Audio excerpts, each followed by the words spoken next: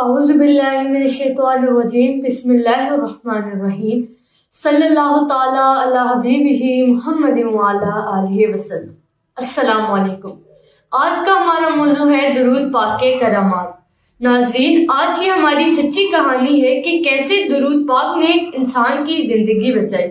आइए कहानी की जानिब बढ़ते हैं। एक बहन अपना वाकया बयान करती है कि मेरी एक सहेली थी, उसके 2 छोटे छोटे बच्चे थे। अच्छी जिंदगी गुजर रही थी कि अचानक उसको एक बीमारी लग गई।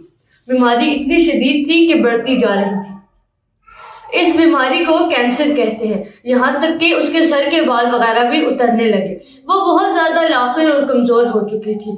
डॉक्टर्स को दिखाया, इलाज चल रहा था, मगर उम्मीद की कोई किरण नजर नहीं आ रही थी। एक दिन हस्बे मामूल चेकअप के लिए डॉक्टर के पास गई। टेस्ट हुए और रिपोर्ट्स मंफी आई, और इस बार डॉक्टर ने उसे कोई तसल्ली देने के बजाय इंतहाई दिल दहला देने वाली बात कही कि आपके पास सिर्फ 6 महीने हैं।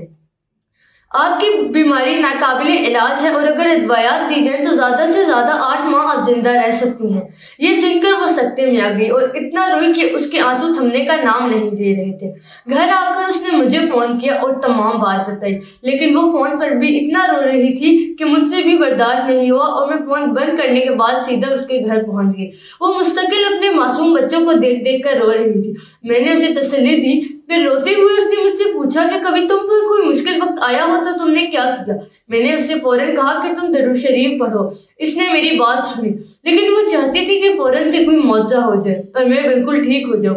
मैं उसे यही कहती रही कि तुम नबी पाक सल्लल्लाहु अलैहि वसल्लम पर दरूद पढ़ती रहा करो, तुम बिल्कुल ठीक हो जाओगी। उसने मेरी बात पर अमल करना शुरू कर दिया और रोज जितना हो सकता था उतना दरूद शरीफ भेजती। कुछ वक्त बाद उसको अपने अंदर कुछ बेहतरी महसूस होने लगी। वो समझी कि दवाइयों की वजह से मेरी तबीयत ठीक हो रही है। 3 माह बाद वो डॉक्टर को वापस चेकअप करवाने के लिए गई। उसने जाने से पहले फिर मुझे फोन किया और बहुत ज्यादा घबराई हुई थी कि पता नहीं अब क्या रिपोर्ट्स आएंगी।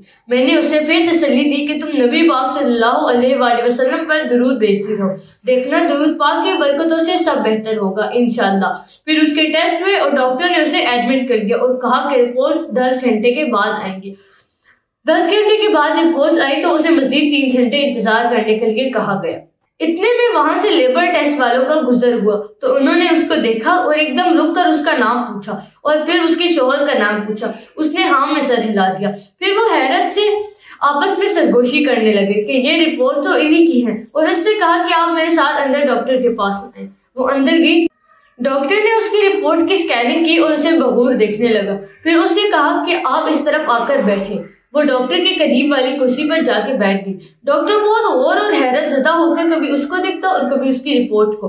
फिर डॉक्टर से पूछा कि आप कहीं और से भी इलाज करवा रहे हैं। उसने कहा नहीं, यहाँ से इलाज हो रहा है और बस इस्लामाबाद में एक जगह दिखाया था तो उन्होंने आपके पास भेज दिया।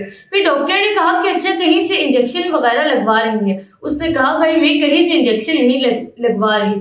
अब वो बहुत घबरा गई और उसने जल्दी से डॉक्टर से कहा कि क्या बात है, आप मुझे कंफ्यूज क्यों कर रहे हैं। डॉक्टर ने कहा कि मैं आपकी पुरानी रिपोर्ट्स देख रहा हूँ जिस पर आपको 6 से 8 माह तक का टाइम दिया हुआ है और इस पर आपके दस्तखत भी हैं। उसने कहा जी हाँ मुझे मालूम है।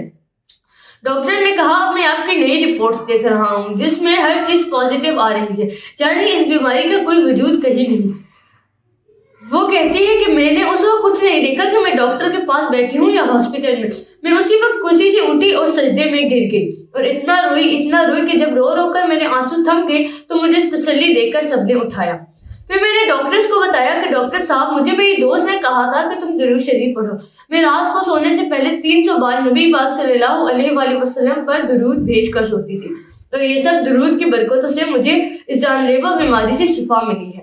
अब वो अल्हम्दुलिल्लाह बिल्कुल सेहतयाब है, उसे कोई तकलीफ नहीं है। घर के काम भी बाकायदगी से करती है और बच्चों को भी संभाल रही है जैसे उसे कोई बीमारी थी नहीं। दुरूद हो हुजूर पाक सल्लल्लाहु अलैहि वसल्लम पर और उनकी आल पर। कहते हैं कि ये कायनात दुरूद पाक की बरकतों की वजह से कायम है। अगर हुजूर पाक सल्लल्लाहु अलैहि वसल्लम पर दुरूद ना भेजे जाए तो ये कायनात कब की खत्म हो जाए। इस कायनात पर जो रहमतें बरस रही हैं मेरे ऊपर और आपके ऊपर, जो अल्लाह पाक की रहमतें बरस रही हैं, अल्लाह का हम पे हिसाब नहीं आ रहा। ये सब हुजूर पाक सल्लल्लाहु अलैहि वसल्लम पर दुरूद भेजने की वजह से है। अल्लाह ताला फरमाता है ए ईमान वालों तुम दुरूद पाक भेजा करो हुजूर पाक सल्लल्लाहु अलैहि वसल्लम पर, जैसे मेरे तमाम फरिश्ते इन पर दुरूद भेजते हैं। मोहतरम नाज़रीन, अगर आपकी ज़िंदगी में परेशानियां हैं, आपकी ज़िंदगी में तकलीफ़ें हैं, ऐसी परेशानियां जो आपका रास्ता रोके हुए हैं, तो मैं आप तमाम दोस्तों से गुजारिश करती हूँ कि हर रात हुजूर पाक सल्लल्लाहु अलैहि वसल्लम पर 3 बार दुरूद शरीफ भेजें। इंशाअल्लाह ताला आपकी तमाम परेशानियां, दुख और तकलीफ बहुत जल्द दूर हो जाएंगी। उम्मीद है आपको आज की वीडियो पसंद आई होगी। बहुत शुक्रिया। अल्लाह हाफ़िज़।